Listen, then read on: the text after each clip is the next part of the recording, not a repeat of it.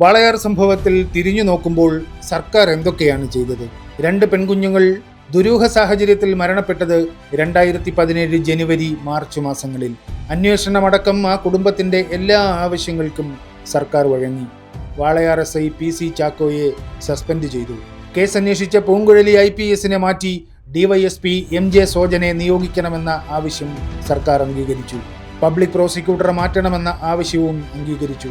വിചാരണ കോടതി വിധി എതിരായതോടെ കേസിൽ പുനർവിചാരണയും തുടരന്വേഷണവും വേണമെന്ന ആവശ്യവും സർക്കാർ അംഗീകരിച്ചു.